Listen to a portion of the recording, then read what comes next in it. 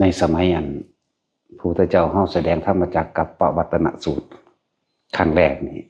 มีคนฟังแค่5 คนหนึ่งเด้อปัญจวัคคีย์ตั้ง5นั่นแหละปรากฏทัญญะปปะพัทยมหานามะและอัสสชิมีแค่5ดังผู้บรรลุธรรมโสดาบันนั่นบรรลุผู้เดียวอีกก็คือพระอัญญาโกณทัญญะในมือแรกเลยได้นี่เป็นบาละแต่ว่ามูเทพเทวดาทั้งหลายบรรลุธรรมถ้าสิเว้าโดยรวมโสดาสกิทาคานาคามีถึงอรหันต์นั่นประมาณบ่ได้บัดนี้แยกย่อยออกมาว่าบรรลุเฉพาะพระอรหันต์นั่น18 โกฏแสดงว่า180 ล้านแม่นบ่ว่าตาจุ้ยตอบได้มันได้เด้อ นั่นคือผู้เฉพาะเพิ่นบรรลุอรหันต์เป็นหยังคือว่าเฉพาะผู้บรรลุอรหันต์มีขนาดนั้นเขาคือเจ้าคือบรรลุได้เร็วแท้ตอนที่พระพุทธเจ้าด้วยพุทธานุภาพที่พุทธานุภาพหรือฤทธานุภาพก็ว่าที่เพิ่นอธิษฐานขอกระแสเสียงธรรมเนี่ยหรือกระแสเสียงที่เพิ่นแสดงธรรมจงดังก้องกังวานไปหาที่สุดที่ประมาณไม่ได้นั่นแหละ เสียงได้ดังไปมนุษย์หูอยู่5 คนเท่านั้นแหละพระอัญญาโกณทัญญะพระวปะปัตติยมหานามะและพระอัสสชินี่แค่นี้แสดงธรรมมือแรกก็แค่บรรลุพระโสดาบันผู้เดียวนั่นแหละเป็นอย่างสั้นแต่ว่าเทวดาเขาคือบรรลุได้เขาเจ้าสั่งสมมาแล้วคือเฮาตอนเป็นมนุษย์เดียวนี้แหละพวกเทวดาที่ว่าบรรลุอรหันต์สั่งสมมาแล้วเหลืออยู่นิดเดียวสั่งสมมากกับสั่งสมมาพร้อมกันกับสมัยที่เพิ่นเสวยชาติเป็นพระโพธิสัตว์นี่เพิ่นเป็นพระโพธิสัตว์นี่เพิ่นก็แสดงธรรมหรือ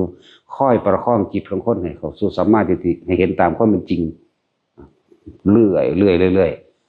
แล้วเขาเจ้าก็อาจจะบางองค์อาจจะบรรลุโสดาบันไปแล้วก็มีสกิทาคาอนาคาไว้แล้วก็มีพอแต่มาฟังธรรมจักรรอบเดียวท่านบรรลุอรหันต์เลยอย่าลืมว่าสั่งสมไปแล้วเฉพาะสมัยที่เป็นมนุษย์เข้าใจบ่ล่ะเฉพาะสมัยที่เป็นมนุษย์เด้ นั่นแหละเขาเจ้าสั่งสมไปแล้วเขาเจ้าตกข้างตามสวรรค์สันต่างๆตามพรหมโลกพอจะแสดงจบปึ๊บบรรลุไปเลยพวกนั้นแล้วก็ที่เหลือมาที่บ่บรรลุหยังแต่ว่าเบิ่งเด้อไล่ลำดับที่บ่บรรลุหยังแต่ว่าเป็นหยังคือบรรลุโสดาได้สกิทาคาและอนาคาได้เพราะว่าเขาเจ้ามีพระรัตนตรัยเป็นที่พึ่งเท่านั้นเขาเจ้าบ่พึ่งสิ่งอื่นคือบ่นึกถึงอย่างอื่นมาเป็นเครื่องปกป้องคุ้มครองเจ้าของเลยคำว่าพุทธเจ้าหมายถึงว่าความรู้ทั้งหมดมาร่วมนำบุคคลผู้เดียวเลยเอิ้นว่าพุทธเจ้าก็เลยเอาเฉพาะความรู้นี่ความรู้ที่เพิ่นแสดงออกมาคือธรรมะนั่นแหละนะมาเป็นเครื่องดำเนินชีวิตของเจ้าของเองบางที่จิตสุดท้ายเขาเจ้านึกถึงพุทธเจ้า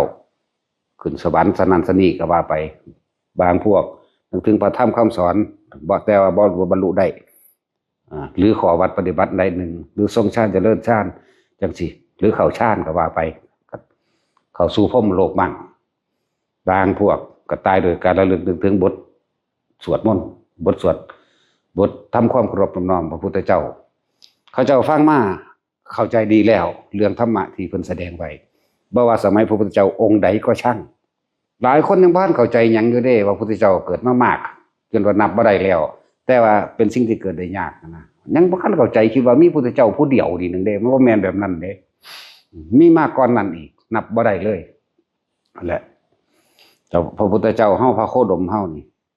ก็ค่อยเก็บสั่งสมประสบการณ์มาพุ่นล่ะตั้งแต่ได้รับพุทธทำนายมาตัวนี้รู้แม่นเพิ่นสิปรารถนาโพธิญาณหรือสำเร็จพระสัพพัญญุญาณก็ช่างแต่ว่ารู้แจ้งพระนิพพานแล้วเด้อไผสิปรารถนาหยังก็สร้างต้องทำพระนิพพานให้แจ้งซะก่อนนะนั่นแหละแจ้งแล้วแม้นจะไปก็ไปบ่จะไปก็บ่ต้องไปนะอย่างสั้นนะเพราะว่าด้วยความปรารถนาของเพิ่นเองด้วยความเมตตากรุณามุทิตาแต่ก็ตั้งวางจิตเป็นกลางอันลึกกว่านั้นเข้าไปอีกก็มีนะจังว่าผู้บ่ทันบรรลุสมมุติหมู่บ่สมมุติอีหลีนี่ล่ะที่ไปตกข้างเป็นเทวดาภูมิเทวดาลุกะเทวดา หรืออากาศเทวดาเป็นพรหมโลกจังซี่เขาเจ้าได้ยินได้ฟังธรรมมาแล้วเข้าใจดีแล้วแต่ว่ายังละไม่ได้ยังทำไม่ได้บัดจิตสุดท้ายเขาเจ้าอาจสินึกถึงท่านบางพวกก็นึกถึงท่านพวกก็นึกถึงที่เคยว่ากูเคยได้ไปจำศีลเข้าใจบ่ล่ะสามศีล อย่างสุปฏิฐะเทพบุตรนะมาสุปฏิฐะเทพบุตรนี่เป็นขโมยขโจรมาแตะเล็กแตะน้อยแหละเริ่มลักเล็กขโมยน้อยมาเรื่อยจนใหญ่ขึ้น20 30 40ปี50ปียังปล้นยังจี้ยังขายเด้บาดได้เมียได้หยังแล้วก็เลิกการปล้น3 ปีสุดท้ายไปเข้าวัดนี่เป็นปลายศาสนาของพุทธเจ้ากัสสปะเด้ปลายศาสนาของพระพุทธเจ้ากัสสปะจิตสุดท้ายก่อนสิตายเราไปนึกถึงว่าเราเคยได้ไปจำศีลได้เคยไปไหว้พระสวดมนต์อยู่เราเลยไปตกข้างอยู่ดาวดึงนี่ฟังเอาดีๆได้ยินได้ฟังแล้วอริยสัจสี่จากหมู่สงฆ์สาวกทั้งหลายแสดงให้ฟังได้ยินได้ฟังแต่ว่าด้วยความเป็นห่วงเมียเห็นบ่ล่ะมันไปบ่ได้มันเลยบ่บรรลุนำนั่นแหละแต่ว่าบาดสุดใจสิขาดสุดท้ายไปตกข้างที่ดาวดึงก็ในตำรากันยังบันทึกเอาไว้อยู่ว่าพุทธเจ้าเฮานั่นน่ะในพรรษาที่ไรจำบ่ได้ขึ้นไปโปรดเอาพระพุทธมารดาโปรดเอาอยู่ดาวดึงแต่ว่าแม่เพิ่นบ่ได้เกิดอยู่ดาวดึงเลยไปอยู่ดุสิตเด้อเป็นเทพสันดุสิตเป็นผู้ชายขึ้นไปวังหันแล้วนั่นน่ะนั่นแหละหลายๆคนว่าสิมาแย่งเฮามาตัดเอาว่าไปโปรดอยู่ดาวดึงไปโปรดอยู่ดาวดึงอยู่แต่ว่าเพิ่นบ่ได้อยู่ดาวดึงเพิ่นอยู่ดุสิตจักว่าล่ะคนที่ทำประโยชน์เพื่อโลกประโยชน์เพื่อจักรวาลส่วนมากไปอยู่ดุสิตคือส่วนมากก็บ่ได้ตายโตดอกนั่นแล้วแต่เขาเจ้าสิเลือกเขาเจ้าเลือกได้นั่นแหละสุปฏิฐะเทพบุตรอีก7 วันมนุษย์เนี่ยมันข้าวเดียวนี่ฮ้อนกระวนกระวายเห็นบ่ได้ ฮ้อนกระวนกระวายฮู้แหละว่าบุพกรรมเขาเจ้าของเองหลังจากเบิดอายุจากสวรรค์สันนั้นสิตกนรกทันทีเด้นั่นอาสนะแข็งมองนั่งเป็นแข็งเป็นกระด้างดอกไม้ที่มีประดับประดากำพูชัดเศร้าหมองดอกไม้เหี่ยวเหงื่อรักแร้ออกนี่พวกนี้สิไปจุติแล้วนี่ก็สิเคลื่อนที่ลงไปสู่นรกเด้นั่นพอดีหมู่ก็เลยมาเตือนเลยมาบอกตอนนี้พระพุทธเจ้ากำลังแสดงธรรมโปรดเอาพุทธมารดาอยู่หั่นเป็นหยังคือบอกไปขอความอนุเคราะห์จากเพิ่นปึ้งขึ้นมาได้ไปเลยพุทธเจ้าเพิ่นก็แสดงธรรมตัวนั้นไปแสดงธรรมเป็นปกติ3 เดือนโลกมนุษย์ของสวรรค์สันนั้นคือ3 นาที 36 วินาทีเข้าใจบ่นี่อยู่ข้างบนนั้น3 นาทีกับ36 วินาทีแต่โลกมนุษย์นี่คือ3 เดือนบัดนี้พุทธเจ้าเพิ่นเอาหยังมาแสดงธรรมโปรดเอาสุปฏิฐะเทพบุตรพุทธนิมิตแยกภาคจักว่าแยกภาคออกได้บ่แม่นแค่นั้นเด้เรื่องอันนี้มันเป็นอจินไตย ที่จริงว่าเป็นอจินไตยเฮาอยากอธิบายอยู่ดอกแต่ว่าอธิบายไปเฮ็ดหยังภาษาพอสำนักบ่แม่นพุทธวิสัยเขาจะรับรู้กันได้พุทธวิสัยมันบอกว่าจังซี่มันก็เข้าใจโลดเด้ปั๊บใส่กันโลดนั่นแหละเพิ่นก็แยกภาคออกไปแสดงธรรมกับสุปฏิฐะเทพบุตรสุปฏิฐะเทพบุตรเลยบรรลุโสดาบันนี่ชื่อไว้โลดว่าบ่แม่นว่ามันบ่มีผลให้พวกเฮานั่นน่ะสังสมไว้ตอนเป็นคนเดี๋ยวนี้แหละบรรลุหรือบ่บรรลุก็สร้างแต่ว่าถ้าจิตสุดท้ายก่อนเฮาสิตายเนี่ยเฮาไปสู่สวรรค์สันใดสันหนึ่งหรือพรหมโลกสันใดสันหนึ่งก็ช่างสิมีดอก1ภิกษุผู้ทรงฤทธิ์ขึ้นไปแสดงธรรมนั่น2ด้วยการสนทนาแห่งธรรมหมายถึงเทวดาคุยกันเองก็ได้3ระลึกด้วยบุคคลคือตนเองก็ได้นี่สามารถบรรลุได้จักบ่ล่ะว่าอย่าขี้ข้านอย่าขี้เกียจฟังไปเรื่อยๆมันต้องมีล่ะบาดที่พุทธขึ้นมาอันใดอันหนึ่งอันที่4จะว่ารอพุทธเจ้าองค์ใดองค์หนึ่งตรัสรู้แล้วแสดงธรรมเพียงครั้งเดียวมันบรรลุเลยคือเหมือนพวกบรรลุ18 โกฏนั่นแหละสั่นตัว แล้วที่พวกบ่ทันได้บรรลุเขาก็บรรลุโสดาสกิทาคาอนาคาเลื่อนขึ้นไปเห็นบ่ล่ะสุปฏิฐะเทพบุตรนั่นน่ะบรรลุโสดาบันเลยบ่ตกนรกเห็นบ่นั่นปิดล่ะอบายสั่นตัวบัดนี้กล่าวมาถึงยักษ์บัดนี้ ยักษ์กับเทวดาอันหนึงนั่นแหละแต่ว่าเทวดาสันผู้มียศใหญ่เอิ้นยักษ์ยะสะเป็นยศนั่นแหละเทวดาอีกพวกหนึ่งสาตายคิราติยักษ์กับเหมาวตายักษ์นี่คุยกันสาตายคิราติยักษ์นี่มองหาหมู่เลี้ยวหาหมู่เอาเหมาวตานี่คือบ่มาฟังธรรมว่ะไปไสน้อเด้มื้อนั้นสาตายคิราติยักษ์นั่นบรรลุพระโสดาบันนี่เห็นบ่เข้าใจว่าละบาทนี่คนละล็อกกันเด้อการแสดงธรรมจักรกับปวัตตนสูตรของพระพุทธเจ้าเทวดาของยินเข้าใจบ่นี่แล้วสาตาคิราตินี่ยกตัวอย่างหนึ่งว่าสาตาคิราติยักษ์กับเป็นผู้บรรลุโสดาบันใดแต่ว่าเหมาวตายักษ์อันเป็นเพื่อนกันนี่บ่มานี่ในมือนั้นถ้าสิเว้าเรื่องโลกมนุษย์คนที่บรรลุโสดาบันผู้แรกอันเป็นพวกฟังผู้ชายนี่คือวัญญาโกณฑัญญะคนบรรลุโสดาบันผู้แรกที่เป็นผู้หญิงคือนางกาลีโสนกุติกันธิกะพุ่นอยู่อุเชนี่มันไกลจากเมืองพุทธเจ้าเด้มันเป็นทินทุรกันดารไกล ในมือนั้นสาตาคิรติยักษ์ได้ฟังธรรมบรรลุโสดาบันแล้วในมือนั้นหลังจากพระพุทธเจ้าแสดงธรรมจบฟังดีๆพระพุทธเจ้าแสดงธรรมจบแล้วพวกบรรลุโสดาสกิทาคาอนาคาอรหันต์ก็เป็นลำดับของมันไปบัดนี้ผู้นี้คิดฮอดหมู่หมายถึงเหมาวตายักษ์นี่ธรรมดาพวกดอกไม้สวรรค์นี่ดอกมณฑาสวรรค์ดอกจินตปาตีดอกเนี่ยก็แล้วแต่ที่มันเกิดขึ้นมันบ่แม่นฤดูที่มันเกิดนะเลยยามชมสวนดอกไม้อันนั้นอันนี้อยู่พอดีสาตายคราติมาเห็นบอกว่าเพื่อนเอ้ยเฮาบ่เห็นท่านไปฟังธรรมเลยท่านบ่รู้บ่ว่าพระศาสดาเกิดขึ้นแล้วนะซั่นแล้วบ่รู้บ่ได้รู้เลยนะยังเพลินอยู่บัดนี้สาตาคิราติอย่างนี้เลยแสดงธรรมที่พระพุทธเจ้าแสดงมามันสิมีจังหวะพอดีกันกับนางกาลีเรียกว่านางกาลีนี่สิมาออกลูกบ้านเจ้าของเองอยู่กรุงราชคฤห์บ้านนางกาลีอยู่ราชคฤห์แต่ว่าไปเอาผัวอยู่เมืองอุเชนีถ้าสิเปรียบเทียบคือผู้เมียอยู่อำนาจผู้ผัวอาจสิอยู่กรุงเทพก็ได้แต่สิเดินทางมาออกลูกอยู่บ้านเจ้าของเองสมัยตะกี้ประเภทนี้มันเป็นแนวนั้นในขณะที่แต่งตัวเยี่ยงกายสิปิดหน้าต่างนั่นแหละกำลังเดมือเอื้อมไปปิดหน้าต่างเกิดอาการขนลุกขนพองสยองเก่าขึ้นมาวื้อขึ้นมาขนลุกเพราะว่าได้ยินเสียงดังจากอากาศบันทึกในบันไดบอกว่าเสียงอยู่บนหลังคาแต่แม่นแหละ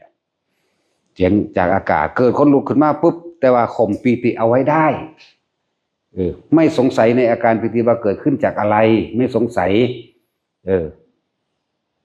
ก็เลยจับอาการปีติไว้ข่มปีติเอาไว้ได้แต่ว่าบ่ปล่อยมันลึกเข้าไปแล้วก็ทำใจเป็นนิ่งๆกลางๆไว้เอาอาการปีติเป็นเครื่องทรงอยู่รักษาอยู่หูก็ฟังยักษ์สองตนนั้นคุยกันจากว่าล่ะยักษ์สองตนนั้นคุยกันแล้วก็บรรลุพระโสดาบันไปพร้อมกันกับออกลูกเลยใส่ชื่อลูกว่าโสนะโสนะหมายถึงโสดจากว่าล่ะทางบ่แม่นนาดอกมันเป็นโสตินะนั่นแหละแต่บาลีมันเขียนมาว่าทั้งสี่เขาก็ว่าไปตามบาลีมันผู้น้อมจิตฟังธรรมแล้วได้บรรลุอรหันต์ได้ตั้งชื่อลูกว่าโสนะนั่นแหละคือผู้ยิ่งผู้แรกที่บรรลุในเมื่อนั้นเด้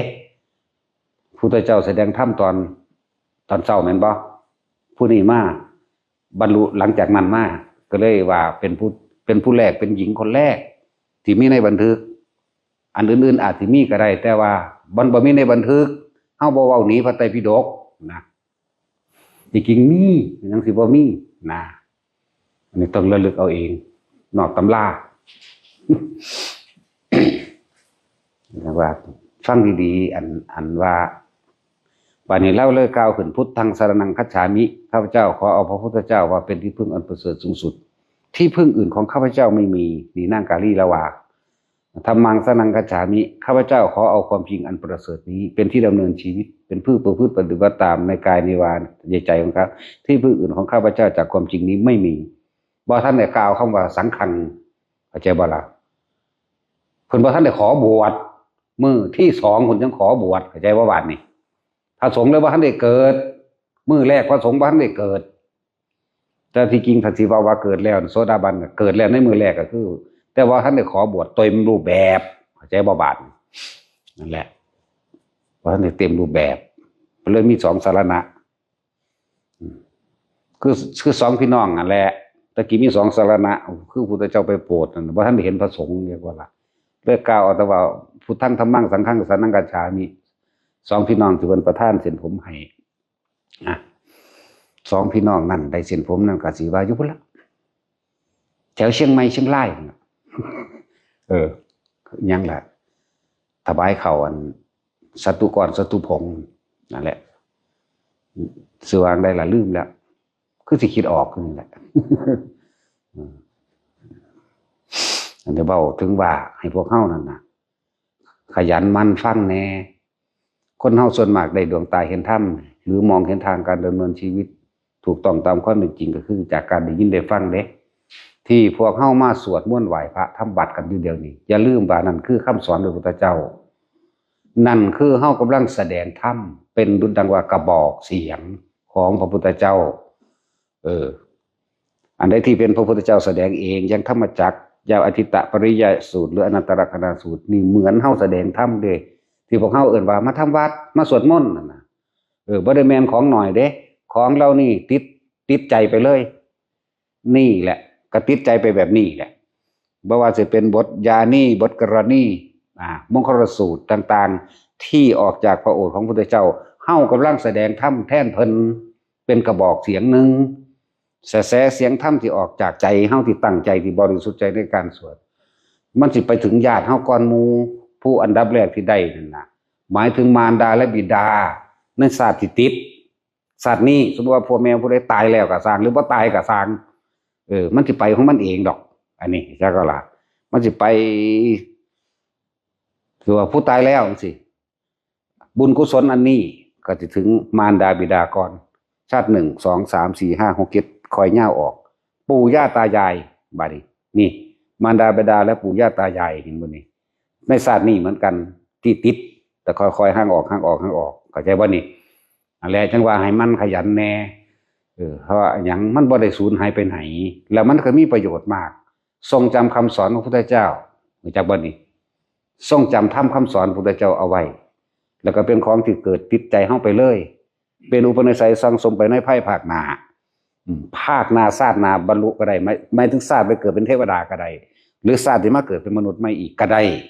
ถ้าหากว่ามีของสังสมแต่แนวเร็วๆมันก็ดันลงไปทางเร็วพุ่นแล้วพุ่นแม่นบ่ล่ะถ้าสังสมมาทางนี้สิ่งที่เป็นกุศลนี่แปลว่าไม่ทำร้ายเบียดเบียนใครเด่นคิดก็ไม่เดือดร้อนทำก็ไม่เดือดร้อนพูดก็ไม่เดือดร้อนเด้เนี่ยเรียกว่ากุศลคือความฉลาดไม่กลับมาทำร้ายตัวเองเมื่อภายหลังกุศล บทใดก็ตามที่ออกจากพุทธเจ้าแม้นบทสงฆ์สาวกภายหลังแต่งขึ้นมากระช่างล้วนแล้วแต่ให้เกิดสมาธิทั้งนั้นคำว่าสมาธิบ่แม่นตาว่าที่มันนั่งสวดมนต์ก็เป็นสมาธิอาจจะบ่บาดสวดมนต์บทสวดเป็นสมาธิตั้งใจจะบ่ตั้งใจแน่นี่กรณียมัตตปุสเลนะยันตังสันตังปะตังเอาวิสเมจะสักคนตั้งใจมันก็แนวในอารมณ์เดียวทั้งตัวแล้วหรือบทธรรมจักรก็แล้วแต่บทใดก็ช่างแม้นเป็นบทที่พระสงฆ์สาวกแต่งบูชาคุณพุทธเจ้าก็ตามเป็นสมาธิได้ทั้งนั้นบัดส่วนบทที่ว่าเป็นพุทธเจ้าแสดงธรรมเองก็เกิดประโยชน์ออกไปไกลๆแม้นพระสงฆ์ก็เกิดประโยชน์เหมือนกันเป็นการตักเตือนกันให้ระลึกนึกถึงนะคือจังบทพาหงส์จังสิเป็นการท่านทำสัจจกิริยานำชัยชนะของพุทธเจ้าสิชนะโจรองคุลิมานชนะสร้างนารายคิริงชนะนั่งกินจมาเดบกาชนะมูนิกรนต่างๆเนี่ยมาเป็นสัจจะจังสินาเนี่ยเป็นการระลึกนึกถึงค คุณของพระพุทธเจ้าดิเพิ่นชนะนางอันเมืองกินจนานิกาว่าจังใดชนะเพราะว่าความนิ่งชนะเพราะว่าความสงบนะมันก็เป็นธรรมสอนตัวเองต่อของเองอยู่เลยล่ะนั่นสั่นแหละเนี่ยนี่แหละจังหวะบทบางอย่างที่บ่แม่นคำสอนพุทธเจ้าก็สร้างแต่ว่ามันก็เนื่องด้วยคำสอนพุทธเจ้าเหมือนเดิมเป็นพุทธธรรมสงฆ์ในโตเหมือนเดิมเด้อนั่นแหละเอาทั้งบทนั่นแหละอันใดบ่ทำลายเบียดเบียนผู้ใดเสียหายชีวิตและทรัพย์สินเอาทั้งเบิดเรียกว่ายึดกุศลไว้ก่อนยึดไว้ก่อนเฮายังปล่อยว่าท่านเป็นก็เลยต้องยึดความดีนั่นแหละไว้ก่อนไปเรื่อยๆนั่นแหละฟังอีกจักรอบหนึ่งว่าเป็นอย่างเทวดาคือบรรลุอรหันต์18โกฏแล้วพวกบ่บรรลุหยังเลยเป็นอย่างคือบรรลุโสดาสกิทานาคาขึ้นไปแท่นเพราะว่าเขาจะมีของสั่งสมเอาไว้แล้วถ้าเป็นมนุษย์เหมือนกับสุปฏิทะเทพบุตรนั่นเองเห็นบ่นี่เราบ่ได้บรรลุหยังแต่ว่าบาดสุดตายแล้วไปคิดถึงว่าเราได้เคยไปสวดมนต์ทำวัดไปนึกถึงศีลในตอนนั้นไปนึกถึงอันสถานที่ที่เราเคยไปสวดมนต์ทำวัดในโบสถ์อันนั้นปึ๊บตายซ้ำไปเกิดในสวรรค์สั้นดาวดึงนั่นแหละบัดนี้โมมาแนะนำว่าพระพุทธเจ้ากำลังแสดงธรรมไปขอความอนุเคราะห์ไปที่พวกเขาเอามาสวดอยู่นี่แหละอาทิอุนิหิสาวิชโยธรรมโรเกอนุตโรสัพพะสัตตาหิตาทายาตังตาวังคันหติเทวเตบริปัจเจตระเตมนุสัยปะเวเกปะยะเกนะเกนี่นะอันนี้แหละแต่เอามาสวดอยู่นี่ความหมายของมันลึกกว่านั้นมันเป็นเรื่องเล่าไว้อยู่มูอัฏฐกถาจารย์มันอธิบายขยายความเอาไว้อยู่พวกเฮาบ่ได้ศึกษามาฟังเอาซ้ำนี้นั่นแหละเพิ่นก็เฮ็ดเป็นพุทธนิมิตขยายแยกภาคออกมาแสดงธรรมเป็นเฉพาะพิเศษไปก็มีนั่นแหละเป็นพุทธวิสัยพวกเฮาบ่ฮู้จักหยังดอกแล้วสุปฏิทาเทพพุทธนี่ก็บรรลุไปบัดนี้การฟังธรรมต่อจากผู้อื่นอันก็คือสาตายคือราติแสดงให้เหมวตาฟังเหมวตาอยากก็บรรลุโสดาบันเด้แต่ว่าละบาดนี่นั่นยักษ์2ตนนี่มีพระพุทธกับพระธรรมเป็นที่พึ่งพระสงฆ์บ่ทันเกิดพุทธมือใหม่เพิ่นจังมาขอบวชจักว่าล่ะสั่น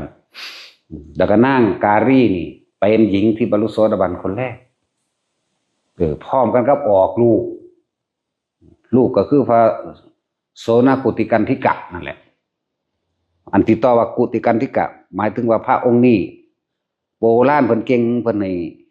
ให้จำระลึกว่าพระองค์นี้เป็นลูกนางกาลีอันนี้อันแม่เป็นหยังคือตั้งชื่อว่าจังซี่เพราะว่าได้ยินได้ฟังธรรมจากยักษ์2ตนคุยกันแสดงธรรมด้วยกันฟังนางนี่เลยบรรลุโสดาบันเข้าใจบ่ล่ะในมื้อนั้นแหละมื้อเพิ่นแสดงธรรมมาจากมื้อแรกเลยล่ะหังบ่แม่นได้ฟังต่อปากจากปากพระพุทธเจ้ายักษ์มันฟังแล้วเขามาฟังแล้วเขาก็เลยมาคุยกันฟังเขาก็เลยบรรลุต่อนั่นจนเป็นผู้ได้ยินได้ฟังต่อจากผู้อื่นเข้าใจบ่ล่ะนั่งอันนี้บานี้อยู่นานไป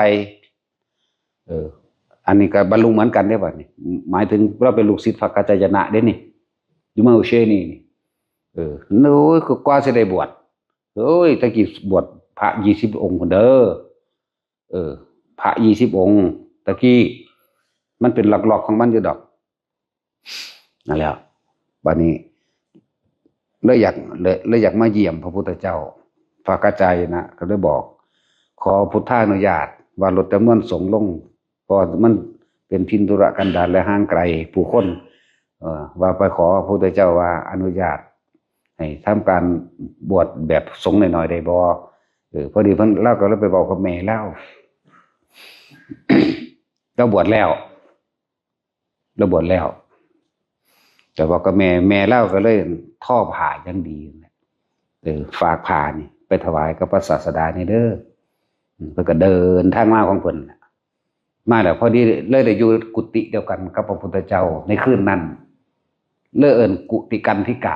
เนี่ยได้อยู่กุฏิเดียวกันได้แสดงธรรมถวายพระพุทธเจ้าพร้อมเลยมีสื่อต่อไว้ให้เป็นเครื่องหมายในความจำให้พวกเฮาเองสื่อเพิ่นจริงๆจักบ่ได้สื่อว่าสั้นทั้งเบิดดอกนั่นแหละโสนกุติกันธิกะนั่นนะมาถึงพระอานนท์แม่นพระอานนท์บ่วะตอนนั้น แม่นแล้วล่ะจัดให้อยู่ในกุฏิเดียวกันพุทธเจ้าเลยว่าอุปชาเธอแสดงธรรมว่าจังใดเพิ่นก็เลยสวดทำนองสารพันยะถวายพุทธเจ้าสวดทำนองสารพันบ่แม่นสารพันบ้านห้องหีเด้ มาวันนี้มาที่โคนเด้ อันนี้มันคนละอย่างกันกันเด้สวดคือพวกเข้าสวดทีเดียวนี่แหละสังโยกเงี้ยวๆนี่สารพันสมัยนี้แต่สมัยตะกี้ว่าจังซ่านสังโยกเงี้ยวๆแบบสวดซ่าๆเนี่ยอันนี้มันสนุกสนานเฮฮากันดูซื้อได้รู้อย่างเด่น แหละสวด ถวายผ้าเรียบร้อยแต่ว่าเพิ่นบ่ได้เป็น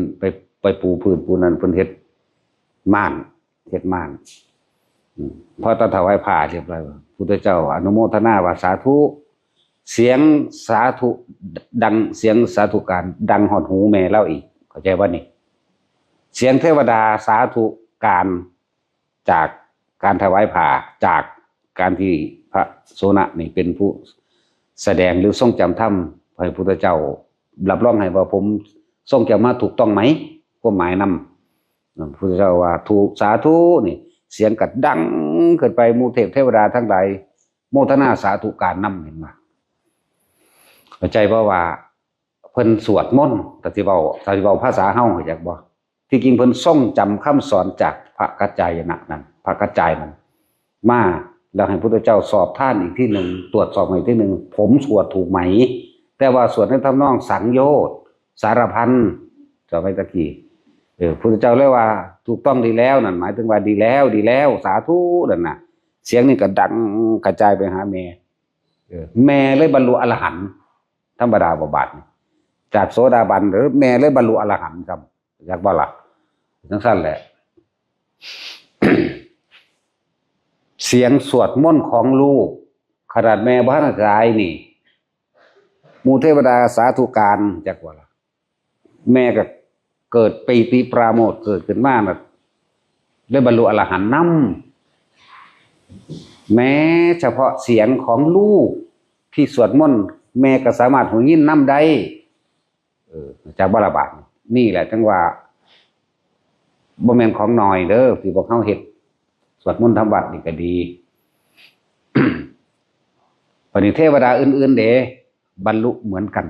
ตั้งเยอะพร้อมเด้เทวดาอื่นๆน่ะเขาก็หูยินคือกันเขาเป็นหูกระทะคือเฮาเขาก็หูยินเขาก็บรรลุโสดาสกิทาคาเหมือนกันและหลังจากนั้นพุทธเจ้าก็พุทธานุญาตสงฆ์หาลูกก็บวชได้ก็หมายนั่นนั่นแหละยังละลืมแล้วล่ะซื้อบาลีแล้วเขาบ่เว้าหลายก็ยังจตุถกรรมยังเพิ่นนั่นแหละ นั่นแหละนั่นแหละจังว่าพวกที่เป็นหยังคือเน้นย้ำจ้ะว่าเป็นหยังให้จังพากันทรงจำไว้เด้อเพื่อมันพลาดเพื่อมันพลาดผ้าเฮ็ดเบิดทุกอย่างนี่ท่านก็บ่ให้ขอเพราะการขอคือการสร้างตัณหาและอุปทานแห่งตนแม้นไปได้ตามนั้นมันก็ไปเกิดทุกข์คือเก่าแล้วก็เฮาบ่ฮู้เท่าทันความคิดในปุญญาภิสังขารของตนเองความคิดเฮาอยากได้ดีเด้คนทั้งหลายนี่แม่นบ่ล่ะเฮาก็เลยขอนั่นขอนี่เป็นนั่นเป็นนี่ได้นั่นได้นี่แม้กระทั่งขอให้พบพระพุทธเจ้าแค่บ่วงมารขอให้พบพระสิอานอนันตโคตการโน่นเทินจังซี่แหมหาไปพบตอนเป็นหมาอยู่มันสิได้หยังล่ะเนาะคุณว่าอายุคนทรงนั้นมันยืนได้80,000 ปีได้เนาะหมาก็อาจสิยืนครึ่งนึงก็ได้ จักว่าล่ะคือหมาตอนนี้มันอายุเท่าใดอยู่ได้ประมาณเอาสูงสัก15 ปีเนาะหาหมามัน15,000 ปีเด้อซั่น แม่นบ่ล่ะก็ซั่นตัวมันก็ยืดไปนํกันตัวแต่คนตอนนี้ตั้งไว้แค่100 ปีเนาะหมาก็อยู่วาง15 ปีไปเนาะก็ซั่นแล้วบัดนี้ไปเกิดเป็นเต่าหังยืนคนนั้นอีก สมน้ำหน้า อธิษฐานไปเกิดดีหลาย ไปเกิดเป็นเต่าไปเกิดเป็นช้างจังซี่แม่เอาแม่มันก็มีคือกันกับเฮานี่เด้บ่ได้แตกต่างอิหยังกันเลย ก็เป็นธรรมดาปกติอายุยืนก็ยืนแบบคือเฮานี่แหละแม้แล้วเฮาตอนนี้เฮาไปเทียบว่าอายุยืนจังซั่นจังซี่อย่างเฒ่าจันง่อมก็เป็นไปตามเฮานี่แหละจักว่าล่ะอันเท่าแหละหลายคนต้องไปเข้าใจอภินิหารนี่หยังบ่ต้องทำงานกินไปอธิษฐานเอาต้นกัลปะพฤกษ์ว่าซ่านอุ้ยเกิดศาสตร์ใดศาสนาองค์ใดก็หากินคือเก่าตัวสอนหัวกินคือเก่าล่ะพวกเฮานี่ สอนพวกไปยิ่งกับปอมกากิน นี่เบิดนั่นแล้วเหมือนกันสิไปแตกต่างหม่องใดเดี๋ยวนี้ศึกษาอะไรมาเบิ่งในว่าอย่างศาสนาพระพุทธเจ้าปทุมมุตระก็หาอยู่หากินเหมือนกันนี่วิริยะทิกะคือกันบัดนี้ศาสนาของพระพุทธเจ้าสุมังคลาบยอดเยี่ยมบ่ได้ใส่ดวงอาทิตย์เลยอากาศเป็นปกติในขณะที่ชีวิตของพระพุทธเจ้ามีพระชนชีพอยู่ 80,000 ปีจังซี่บ่มีร้อนบ่มีหนาวแล้วก็บ่มีกลางวันกลางคืนแบบเฮาแบบมีมืดมีแจ้งเด้แจ้งอยู่ซั่นตลอดอาศัยดอกไม้บานกับนกได้เป็นบอกว่าตอนนี้เวลานี้เด้อเวลานี้เด้อแน่บ่มีร้อนบ่มีหนาวจากสิ้นอายุของพระองค์ 80,000 ปีแล้วจังมีร้อนยังมีหนาวเกิดขึ้นนั่นก็หากินคือกันนี่แหมยังสิเป็นเลิศประเสริฐปานนั้นบัดนี้ดวงอาทิตย์มันก็มีเป็นปกติอยู่แต่ว่าสภาพร่างสีของพระศาสดากบเกินว่าบ่ให้มีร้อนมีหนาวเป็นปกติแน่แต่ว่าไปหากินอยู่ได้ล่ะแล้วคนบ่รู้หลายๆอย่างก็เลยปรารถนาไปว่าศาสนาพระศรีอริยะเมตไตรนั้นสุขสบายอายุยืนโอ้ยกูอยากให้มึงเท่าใดล้านโกรธปีเด้มึงสิหากินซองซออยู่พอเท่านั้นแหละ ไปเกิดเป็นแม่งกินหมดนะแม่แหลบอยู่ในโกนขุนลีนมัน เนาะตาชิ้นก็ไปเกิดเป็นแมงมุมแมงหยังไปล่ะพูดแล้วโยงใหญ่ยินน้ำสายยางดักเอาตะกะแตนดักเอาแมงนี่เพิ่นมาปั่นกันกินกับเมียเพิ่น กับฮิปโปเอาได้มาได้แมงสงบตัวนึง ปั่นกันคนละครึ่งสั่นตัวมีคือกันกับเฮานี้นั่นแหละจังว่าทำปัจจุบันให้ดีที่สุดซะทุกคนนะแล้วก็อานิสงส์แห่งอานาปานสตินี่รู้ลมหายใจเข้าออกนี่อยู่ในกับความรู้สึกตัวในกายเวทนาในจิตของตนเองถ้ามันสร้างสมของมันเองเป็นของมันไปเองคำว่าเองก็หมายถึงว่าเฮาต้องกำหนดจุดแรกให้มันได้ตั้งใจทำตั้งใจเฮ็ดตั้งใจดูลมหายใจนั่นเองสตินึกถึงกายในกายก็คือลมหายใจนี่แหละคือกายในกายอันหนึ่งต่อจากลมหายใจขึ้นมามันก็มีปิติขึ้นมาตัวอันเพิ่นบอกตาลักสูตรกายเวทนาจิตธรรมบัดนี้คนที่ปฏิบัติจริงๆย่อมมีประสบการณ์ความรู้สึกที่ว่าโอ้มันบ่แม่นตอนนี้เด้บัดเมื่อเฮามีสติหมายถึงนึกถึงลมหายใจเข้าลมหายใจออกประคองเอาไว้ปุ๊บอาการปิติก็เกิดนั่นวิตกวิจารปิติสุขเอกตาเลื่อนแบ่งแยกมาเป็นฌานเป็นผู้เพ่งอยู่ในอารมณ์ที่เป็นหนึ่งจิตหนึ่งเนี่ยก็อยู่ไปสังสมไปเรื่อยบัดนี้ขั้นที่สองมีเฉพาะปีติสุขเอกคตามันก็เป็นของมันไปเอาเองนี่อันที่แรกเขาต้องเป็นผู้เริ่มต้นก่อนที่สองนะเขาเป็นผู้เรียกว่าสังเกตดูเฉยๆบัดสังเกตดูสังเกตจิตสังเกตความคิดนั่นแหละมันก็เคลื่อนไปที่สามที่สี่ของมันเองดอก5 6 7 8เอาเองดอกหน้าบ่ต้องไปทะเยอทะยานไปฝึกเอาขันสุดท้ายดอกมันบ่ได้ดอกถ้าว่าฝึกขันต้นใดเฮ็ดจังได๋มันจะบ่ได้ขันสุดท้ายเลยนี่ขันต้นแต่ของยังบ่ได้อยู่นะว่าล่ะสั่นตัวหรือพวกประเภทว่าจากหูทิพตาทิพจะเป็นรัดใส่เลยที่อุ้ยบัดมันสิเป็นมันเป็นเอาเองดอกมันค่าอยากมันบ่เป็นดอกสิบอกให้บ่เป็นพวกค่าอยากมีทางมันนั่งคิดเอาได้บาดเลยเป็นไปตามความคิดหางบ่แม่นเปลี่ยนกิ่งเด้เป็นประสาทบ่ได้กิ่งเด้เป็นประสาทคิดเอาเห็นนั่นเห็นนี่มันก็ให้ก็ห้องใส่กันซะบัดนี้โอ้ยปัญญาอ่อนเนาะท่านก็นั่นแหละเฮามุ่งมั่นทางเดียวทำความรู้สึกโตให้เป็นคนบนท่านได้เข้าใจคักที่ได้คำว่ารู้สึกโตอีหยังอธิบายซ้ำคำว่าสติปัฏฐาน4เพิ่นอาศัยว่า สติแปลว่านึกถึงนี่แหละนึกถึงอยู่ได้4อย่างมีกายมีเวทนาหมายถึงความรู้สึกมีจิตคือความคิดมีธรรมคือสิ่งทั้งหลายทั้งปวงที่เขามากระทบกระทั่งนั่นเองบัดนี้เอากายในกายคือลมหายใจนี่คือกายในกายอันหนึ่งเพื่อให้เฮาคิดถึงลมเข้าลมออกระลึกนึกถึงหรือคิดถึงลมเข้าลมออกลมออกลมเข้าประคองไปเรื่อยอาการปิติเกิดนั่นอาการปิติเกิดเป็นสุขเอกคตานี่ต่อมาเฮาเริ่มชินชำนาญไปเลยบ่ได้คิดถึงลมก็ช่างแต่ไม่คิดถึงอันใดเลยเข้าใจว่านี่บ่คิดถึงอันใดเลยอันเป็นอดีตถ้าว่าคิดถึงอดีตอนาคตเกิดบ่ได้หรอกจักบ่ล่ะรู้สึกตัวกับอาการปิติที่เกิดเรียกว่าคำว่ารู้สึกตัวเอานึบอยู่กลางคิ้วกลางหน้าผากกลางหัวเฮาโลดจักว่าเอานึบนิ่มๆนวงๆศัพท์ภาษาคำเบาเอามาเทียบกับความรู้สึกคนเด้นี่บางคนก็ว่าเป็นนวงบางคนก็ว่านึบบางคนก็ว่าเป็นต้นบางคนก็ว่าเป็นขึ้นนักเดี่ยมนั่นแหละเนิบนาบก็ว่าไปตอนนี้เฮานี่เริ่มต้นแรกเฮากำหนดขึ้นมามันเกิดการคิ้วกลางหน้าผากเฮาเองแต่ก็เลยจับตัวนี้เป็นตัวแหลกไว้ซะก่อนจนชินชำนาญจนเข้าใจคำว่ารู้สึกตัวนี่คือรู้สึกนึบอยู่กลางหน้าผากหรือมันสิขึ้นมาระหว่างกลางหัวก็รู้สึกเนิบนาบอยู่กลางหัวหรือมันสิเคลื่อนไหลลงมาระหว่างทำกลางอกก็รู้สึกในทำกลางอกให้มันได้ตัวเดินว่ารู้สึกตัวถึงเป็นเวทนาในเวทนานอกคือหยังเมื่อเฮาคิดถึงบ้านเฮาสิเป็นห่วงบ้านนั่นแหละเวทนานอกปุ่นไปมีความรู้สึกโอ้ยกังวลกับบ้านคิดถึงสัตว์เลี้ยงกังวลกับสัตว์เลี้ยงคิดถึงคนที่เกลียดปุ่นไปมีความรู้สึกไม่พอใจกับคนที่เกลียด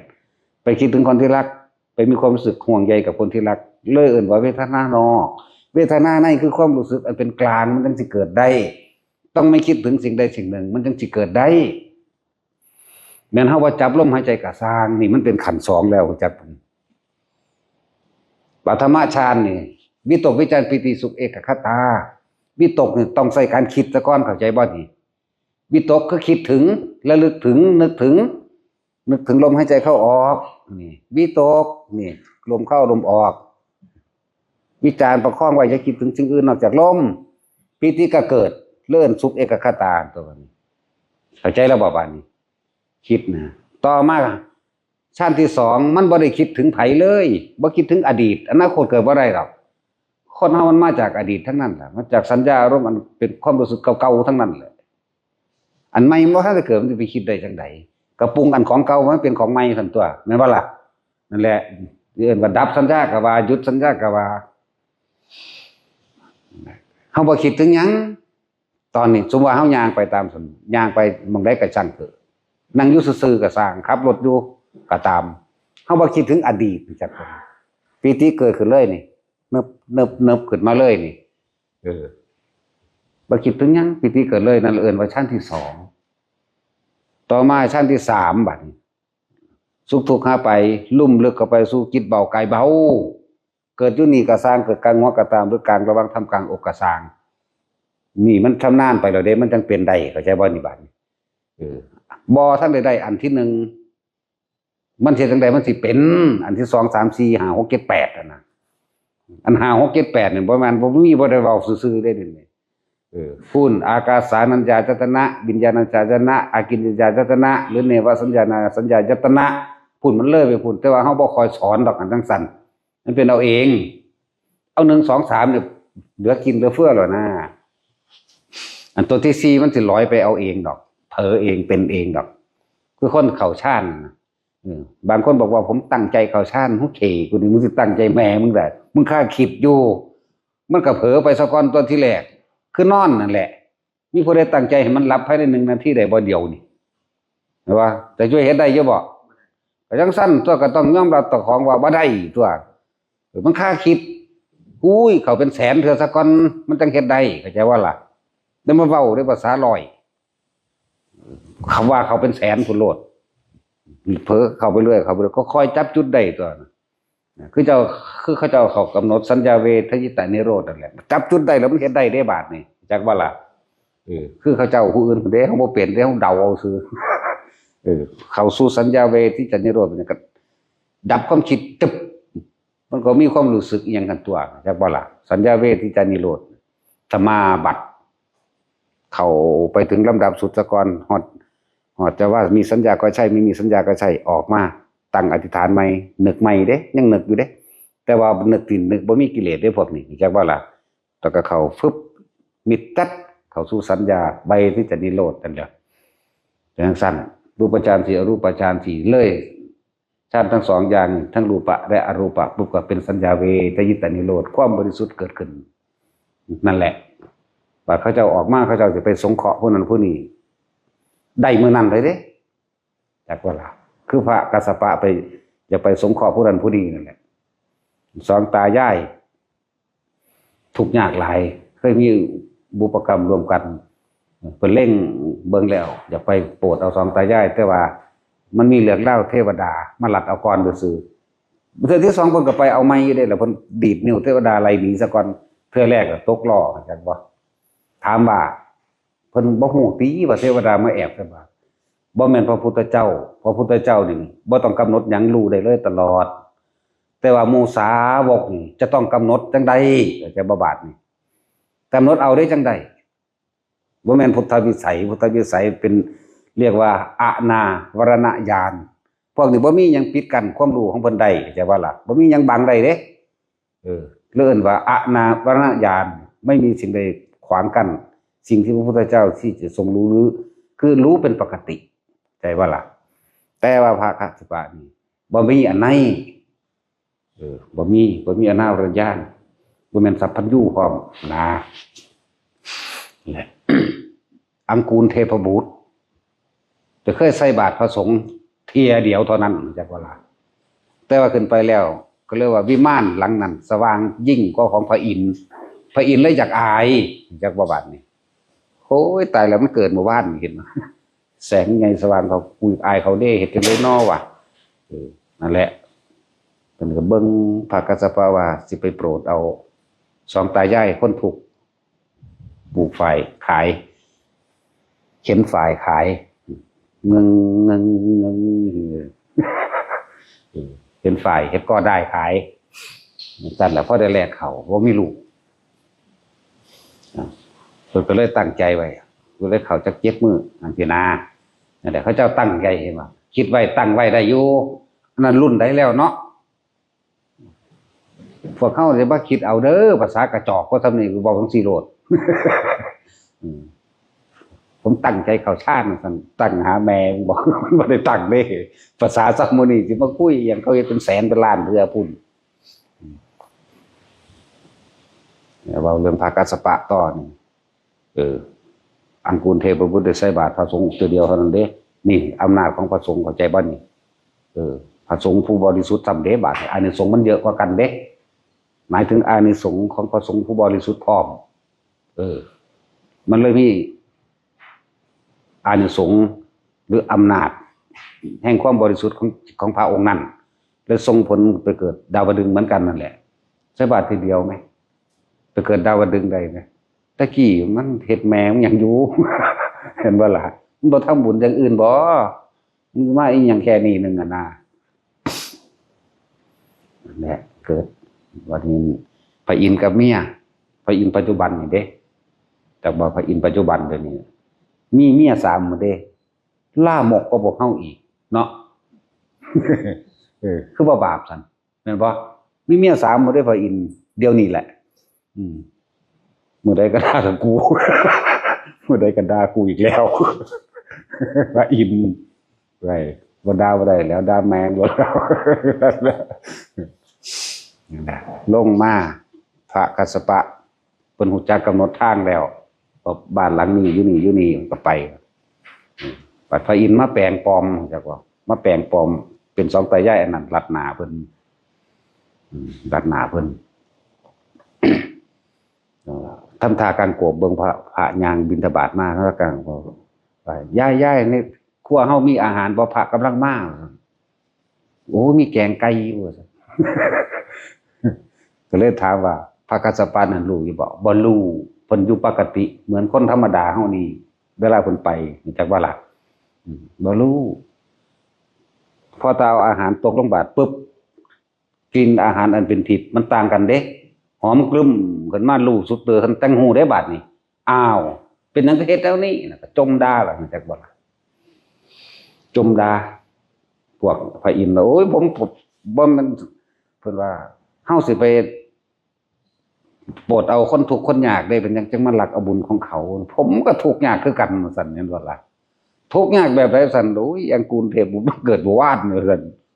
สว่างเจิดจ้ายิ่งกว่าผมอีกผมอยากอายเขาผมเป็นพระอินทร์เด้ปกครองสวรรค์ทั้งนั้นเด้อย่าหาเฮ็ดจังซี่อีกเด้อสั่นจะไปเฮ็ดกระสังแล้วเขาได้บุญแล้วเนาะเขาได้แล้วเขาอธิษฐานหยังเขาขอให้มีความสว่างยิ่งกว่านั้นนี่มันขอเอาสำนีนึงนะแล้วทั้งสั่นแล้วขอสำนีนึงเด้สว่างกว่าก็สว่างกว่าอีหลีนะก็หมายเพิ่นก็กินอาหารทิพย์แล้วมื้อนั้นแล้วเพิ่นก็กลับไปใหม่อาหารทิพย์นั่นแหละจากบาทเที่ยวที่2เพิ่นเฮ็ดอีกเด้คือจังได๋เพิ่นต้องโปรด2ตายายนี่ให้ได้นะเที่ยวที่2ก็เข้าสมาบัติอีกเห็นบ่นิโรธสมาบัติอันนี้บ่แม่นนี่เรียกว่าสัญญาเวทจิตนิโรธสมาบัตินะบ่แม่นนิโรธสมาบัติปกติพระอรหันต์นี่นิโรธนิโรธสัญญาเวทจิตนิโรธอยู่แล้วล่ะบ่แม่นเข้าจังเป็นจักบ่เป็นปกติเอาแล้วบัดเพิ่นเข้าอีกเพิ่นจะไปสงเคราะห์2ตายายนี่เพิ่นก็ไปกำหนดทางเทวดาอีกลงมาบัดนี้เพิ่นย่านเพิ่นอันเพียงพร่ำจักว่าย่านตกล้อเพิ่นเลยกำหนดทรงฌานไว้จากบัดนี้ฟังดีๆตะกี้คือปล่อยเป็นธรรมดาอันตอนที่พระอินทร์มันลอยใส่บาตรนั่นนะต่อบัดนี้เพิ่นทรงฌานไว้เพิ่นพวกเทวดานางฟ้าทั้งหลายนี่บ่แม่นพระอินทร์มาขอใส่บาตรพระคุณเจ้าจังซั่นจังซี่ผู้ข้าก็อยากได้บุญนำอยู่เด้ดีดนิ้วหนีเลยพวกนี้อย่ามาหาเฮ็ดจังซี่เฮาสิสงเคราะห์มนุษย์พวกเจ้านี่อยู่สุขสบายดีแล้วบอกจังได๋เพิ่นเว้าลำลีลำไรกับเพิ่นนั่นแหละเพิ่นเลยดีดนิ้วแป๊กไปเลยจนถึง2ตายายอันนั้นอีหลีบัดนี้นั่นแหละ2ตายายนั่นก็ขอสุขภาพแข็งแรงกับมีอยู่มีกินซ้ำตายได้ทำอะไรที่พระคุณเจ้าได้รู้แล้วผู้ข้าขอได้รู้ทำดูดังว่าพระคุณเจ้าในเถิดเกิดมาถูกแล้วเกินนั่นแสดงทำเอาเลยก่อนสิตาย2ตายายไปใส่เอาอรหันต์เบิดทั้งผัวทั้งเมียนั่นแหละเข้าใจคำว่าทำอันใดที่พระคุณเจ้าได้รู้แล้วข้าพเจ้าขอเป็นผู้มีส่วนหนึ่งทำนั้นด้วยเถิดเจ้าข้านี่แหมพวกเฮาอีหยังสาธุเด้อผู้ขาถูกลอตเตอรี่รางวัลที่1โลดโอ้ย20 บาทนะสุดสิได้เงินเท่าใดล้านเนาะสมน้ำหน้าบ่ได้จักเทื่อล่ะผู้ว่าก็เลยนั่นแหละถ้าจะปรารถนากับปรารถนาสิ่งนั้นเอาปรารถนาความบรรลุธรรมจากพระคุณเจ้าองค์นั้นองค์นี้เอาตัวนั่นซั่นแล้วมันได้ผลสำเร็จเด้สำเร็จได้ซ่าน่ะบ่แม่นตายในมื้อนั้นดอกเพิ่นก็มีอยู่มีกินสุขภาพแข็งแรงเข้าใจว่าบัดสิตายเพิ่นก็กำหนดธรรมที่พระเพิ่นแสดงให้ฟังไว้ตายพร้อมกับการกำหนดธรรมด้วยตนเองกำหนดธรรมสุดขาดปุ๊บแล้วก็เข้าสู่ลมหายใจก็ตายเลย2ตายายนั่นตายคนละเทื่อดอกมันตายพร้อมกันแต่ว่าเขาเจ้าบ่ได้โศกเศร้าเด้เขาเจ้าทำใจได้แล้วจังว่าทำใจได้แล้วหมายถึงยอมรับตามความเป็นจริงยอมรับทุกข์ยอมรับความเกิดความแก่ความเจ็บความตายมันก็เอากันไปเผาทิ้งธรรมดานี่นึงได้ล่ะต่อมาย่าตายก่อนตายทีหลังบรรลุทั้งสองนั่นแหละจังว่าพวกเฮามันเป็นบ้าอีหยังว่าแต่มาหาเฮาบ่มีของดีบ่ล่ะเด้เอาหูดังมึงบ่มีหรอกบ่เด้เฮาก็เลยมันตะสั่งคือหยังเฉพาะเขาสั่งล่ะสั่งก็สร้างแมงเด้บ่เห็นว่ามันกินขี้ดังกูเบิ่งจักคนมีแต่เดี๋ยวมาไล่กูสั่นแล้วไปล้างหน้ามื่นตาลูกเพิ่นแต่เลยต้นลูกบักฮานี่ไปหาล้างหน้าแต่จะพากันขอหลายท่านก็บ่ให้ขอเด้อความขอของพวกเจ้าคือตัณหาอุปทานพวกเจ้าขอไปแล้วตอนที่ขอเฮาสิจินตนาการเงินไปแล้วเข้าใจบ่ล่ะจินตนาการบ้านหลังใหญ่เงินได้เมียงามได้ผัวงาม มีนั่นมีนี่สมบัติเห็นพระเจ้าที่สร้างไปแล้วเด้นั่นคิดถึงเจ้าของว่าแต่ของเป็นนั้นบ่ย่ำขอน่ะจากบ่ล่ะมันจากได้แบบนั้นแบบนี้มันมโนภาพไปแล้วเห็นบ่อันสั้นแล้วเห็นจังได้ก็ขอเห็นจังได้ก็ขอแหละบัดนี้ท่านที่บ่หวังผลในท่านมันถึงพระนิพพานก็ได้ว่าจิตบ่มีที่ตั้งหมายถึงว่าเฮาบ่คิดถึงสิ่งที่เฮาอยากได้บ่อยากได้บ้านใหญ่รถหรูบ่อยากดำบ่อยากรวยบ่อยากหัวบ่อยากได้เมียบ่อยากได้หยังเลย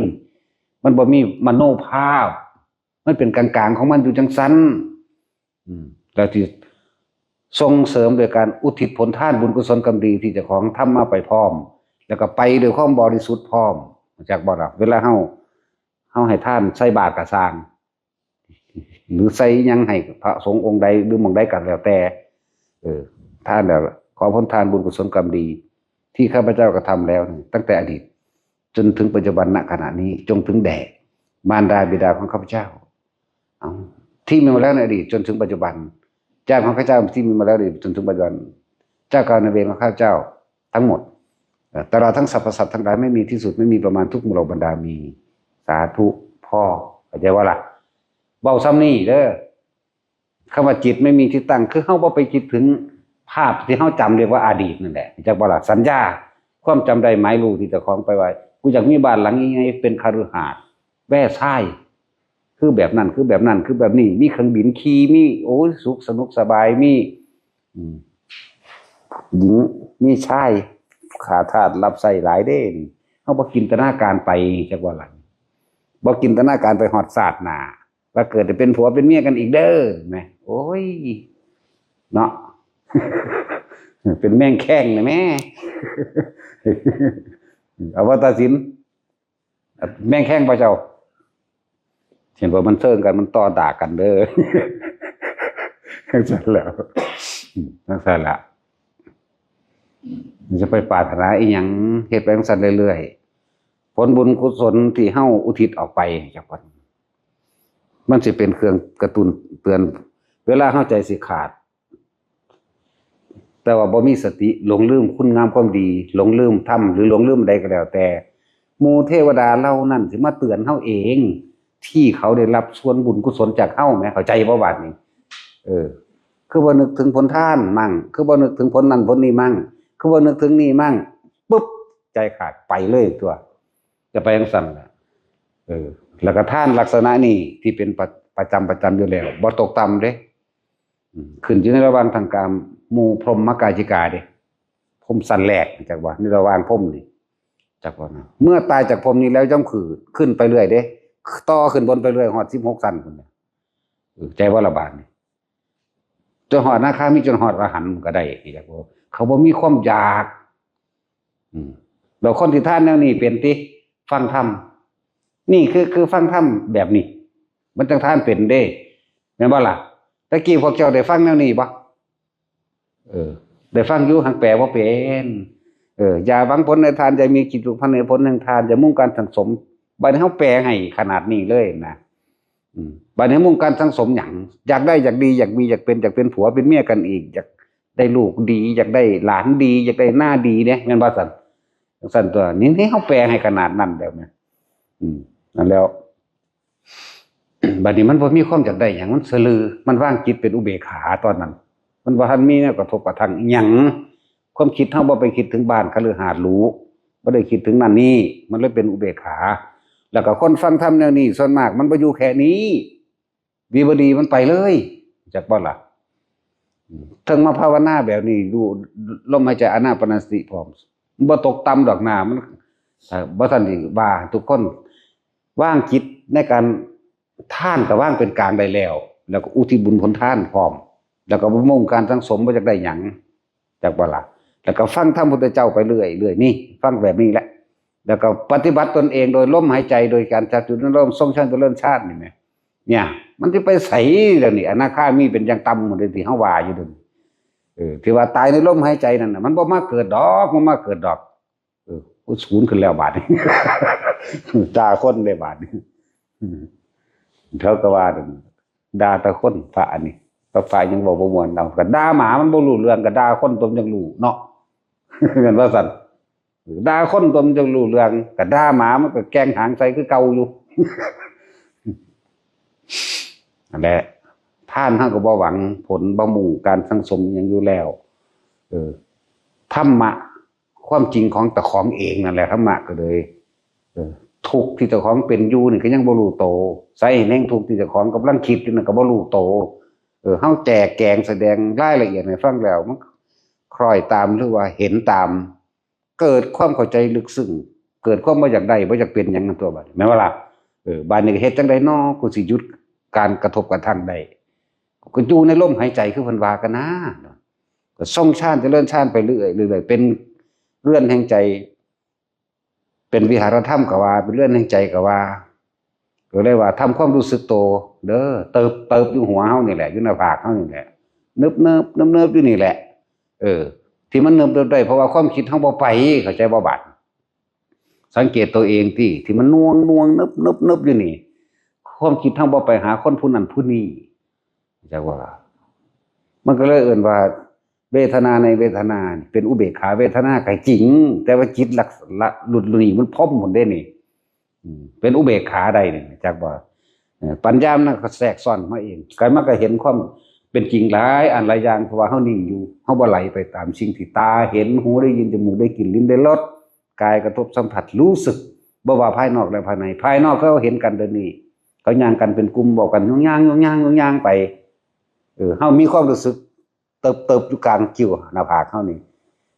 เฮาบ่คิดแม่นบ่จับล้นก็สร้างเข้าใจบ่มันขั้น2แล้วนี่จักว่าอันนี้แหละนั่งอันกาลีบรรลุก็ดีจักว่าล่ะขึ้นปีติเกิดขึ้นเลยนี่คมปีติเอาไว้ได้นิ่งๆอยู่ยักษ์2ตัวเว้ากันแล้วก็บรรลุนำเห็นบ่จังซั่นตัวนี่ก็เหมือนกันคนย่างไปยุ่งย่างจักกินจักหยังจังห้องโลโซแซลนี่น่ะเฮาก็เห็นเขาอยู่เขาย่างไปจะรับตาความรู้สึกเกิดได้บ่ได้เพราะว่าเฮาบ่คิดนำเขาเฮาบ่มีความว่าเขาเฮ็ดผิดหรือเขาเฮ็ดถูกอีนั่นงามอีนี่ขี้ร้ายบักนั่นเป็นตาสั่งบักนี่อีนั่นอีนี่บ่มีอีนั่นเว้าม่วนอีนี่เว้าเสียงดังอีนี่ก็โซกกะโหกะเฮาบ่คิดเข้ามา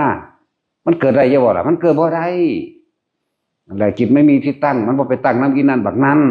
มันบ่ไปคิดถึงคนผู้นั้นสัตว์นั้นบุคคลสัตว์สิ่งของเว้ารวมให้เบิดแล้วก็คิดเอาเองนั่นล่ะเว้ยเนาะแตกแขนงออกเอาเองนะแล้วก็ว่าอยู่จังซี่แหละเฮ็ดไปซำนี้แหละทุกเฮ็ดให้มันชิน1 2 3 4มันก็เป็นของมันเอาเองดอกฮอด8พุ่นฮอดอรูปฌานก็จังได๋เป็นแค่เครื่องคมเป็นเครื่องอยู่อยู่หยังบ่แม่นว่าเฮาส่วนมากคนเอาความคิดไปอยู่นำผู้อื่นเอาความรู้สึกไปอยู่นำผู้อื่นเนาะคิดถึงบ้านคิดถึงหมาถึงสัตว์เลี้ยงคิดถึงแมวคิดถึงอีนั่นอีนี่บักนั้นบักนี้เรื่องนั้นเรื่องนี้คิดถึงรถคิดถึงเลือกสวนไรหน้าคิดถึงอนาคตของลูกวางแผนไปให้ลูกเต้าแล้วหลานแล้วแม่นบ่ล่ะ